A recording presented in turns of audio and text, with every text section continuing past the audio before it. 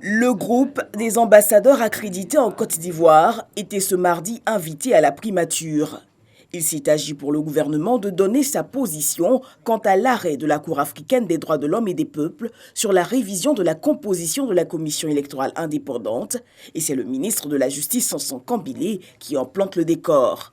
Si la Cour avait voulu ordonner la reprise des élections au niveau de la commission centrale, la Cour l'aurait clairement indiqué, comme elle l'a fait pour les commissions locales. Il convient de souligner que la Cour africaine des droits de l'homme et des peuples s'est toujours clairement exprimée dans son dispositif.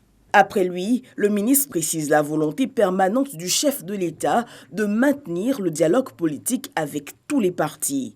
À l'issue de l'arrêt du 15 juillet dernier, nous avons été donc à nouveau instruits par le président de la République à l'effet de relancer le PDCRDA pour permettre justement, toujours allant dans le sens de l'apaisement.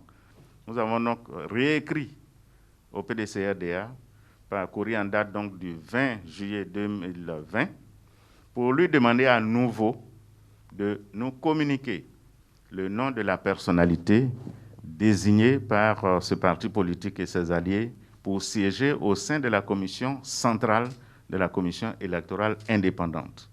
Nous attendons donc à ce jour la réponse du PDCRDA et de ses alliés pour que le processus électoral puisse se poursuivre dans les meilleures conditions. Pour le Premier ministre par intérim, ministre d'État, ministre de la Défense, le gouvernement est pleinement engagé pour un processus électoral dans un climat apaisé. À aucun moment, la Cour ne dit que la CEI centrale est déséquilibrée. À aucun moment, la Cour demande de refaire des élections au niveau de la CEI centrale. C'était clairement énoncé avec les paragraphes qui le disent clairement. Par contre, la Cour dit qu'on n'a pas pleinement exécuté certaines tâches, dont la prise en compte de l'ordonnance du 4 mars, qui devrait faire entrer le PDCI, et donc nous permettre d'avoir des élections au niveau local qui donnent des résultats qui soient plus équilibrés. Ceux auxquels le gouvernement aujourd'hui donne droit. Au terme de longs échanges, le groupe des ambassadeurs accrédités dans le pays s'est dit rassuré. Nous avons apprécié ce geste qui nous a permis de mieux comprendre la position du gouvernement de Côte d'Ivoire concernant l'arrêt de la Cour africaine des droits de l'homme. Nous avons également eu l'occasion d'échanger de manière très constructive autour d'un certain nombre de messages consensuels qui permettraient, dans l'esprit d'un dialogue large, d'aller de l'avant vers des élections apaisées. Dans l'ensemble, la loi n'a pas été remise en cause par la Cour africaine.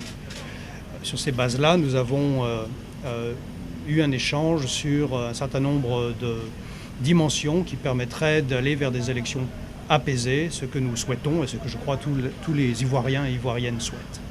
Et le gouvernement entend bien relever le défi d'échéance électorale dans la paix.